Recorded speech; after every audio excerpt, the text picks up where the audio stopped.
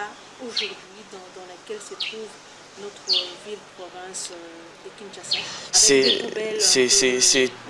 Vous l'avez si bien dit, des poubelles un peu partout, mais moi je vois au-delà même des poubelles. C'est regrettable quand on est dans une ville. Il y a des poubelles, mais les poubelles non évacuées, c'est ça aussi. Voilà, les poubelles non évacuées. Ouais, c'est ça. Voilà, on va entrer peut-être dans les petits détails. Moi, si je dois brosser la situation de la ville de Kinshasa, c'est très regrettable. D'abord, sur les plans cadre juridique, cadre formel.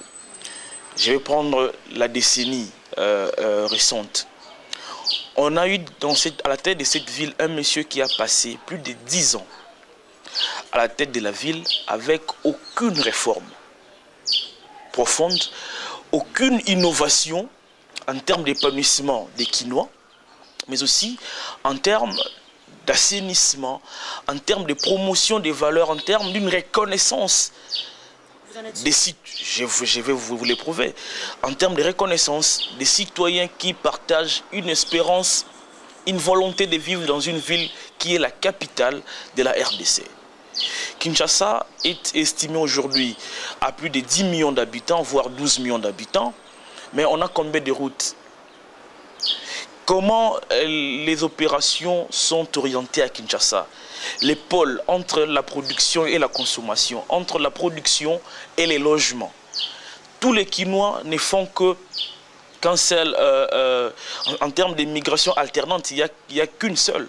On quitte de chez soi vers les centres-villes. Tout le monde travaille au centre-ville. L'administration congolaise est concentrée dans une seule commune, qui est la commune de la Gombe. Même s'il faut s'acheter un petit papier mouchoir, quand tu habites Massina, Kisensu, il faut venir à la Gombe. C'est regrettable. Mais il y a aussi, il y a un peu dans les coins, il y a aussi des endroits. Non, non, je parle en termes de marchandises, en termes de commerçants. Ils viennent tous à la Gombe pour s'approvisionner. Les poubelles, c'est l'indicateur majeur.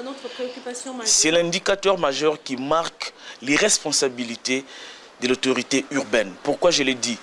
Rappelez-vous, lorsque la ville de Kinshasa était en programme avec l'Union européenne, on n'était pas dans une telle situation. Dès qu'il y a eu rupture, même pas 3 mois après, on a senti un impact négatif de cette situation. Quelle est l'intelligence qui a été appliquée par l'Union européenne que Kimbuta n'arrive pas à appliquer pour la ville de Kinshasa? On n'arrive pas à comprendre. Il va nous dire que voilà, il manque l'argent pour assainir la ville. Je vous fais des petits calculs vraiment terre à terre pour démontrer que dans cette ville, on n'a pas de gens sérieux, on n'a pas de gens qui peuvent chercher l'innovation. C'est votre analyse ou l'analyse de l'État? C'est mon analyse, je crois qu'il était aussi va les partager largement d'ailleurs. Donc pour un mois, Kinshasa peut mobiliser près de 640 000 $. Là, c'est ce que vous... C'est possible si chaque ménage... C'est parmi les pistes de solutions qu'on propose, même au gouverneur, même s'il refuse de nous recevoir. Mais il a copié l'une de nos propositions pour aller les présenter à son hiérarchie, disant que ça venait de lui sans pour autant citer les jeunes qui ont risqué leur vie dans un site pour lui déposer ces mémorandums. C'est quand même regrettable. Donc je disais, on peut mobiliser autant de milliers de dollars à Kinshasa sans pour autant tendre la main au gouvernement central. Et il y a aussi un deuxième aspect dans ça. Vous pouvez même commencer à créer d'emplois avec la gestion des déchets. Comment? La ville de Kinshasa, la plupart des jeunes, il faut qu'on le dise, n'ont pas d'emploi, sont chômeurs. Mais si vous conditionnez l'entretien de la ville de Kinshasa avec la vente des déchets ménagers, c'est-à-dire quoi? Vous consommez vous-même votre bien, mais l'emballage, vous les vendez. Oui, je m'explique.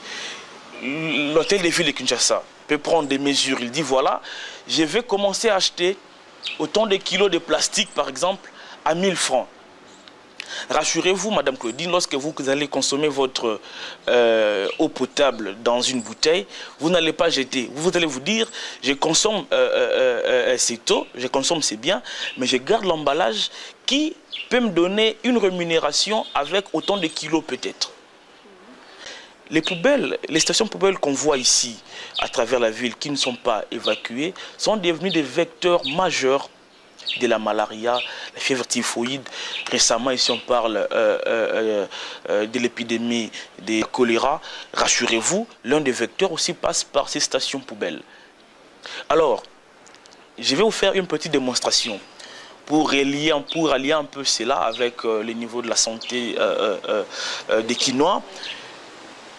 Dans une station poubelle, il a été démontré que dans une station poubelle, les maisons qui sont autour de cette station poubelle respirent un air très mauvais. C'est qu'il y a une conséquence directe sur la santé des occupants, sur la santé des ménages. Donc, quand vous tombez malade, vous êtes obligé d'aller dans un centre de santé pour se faire soigner. Mais il y a des frais qui sont engagés. Mais avec une rémunération déjà qui est faible au niveau de ménage, il y a encore une partie importante qui doit être allouée pour la santé. Mais si vous avez un bon gestionnaire à la tête de la ville de Kinshasa, quelqu'un qui peut innover, quelqu'un qui peut se soucier d'abord de sa population, avant de se soucier de vendre les vignettes, tout ça, il va sauver la vie des Quinois avec une innovation très simple.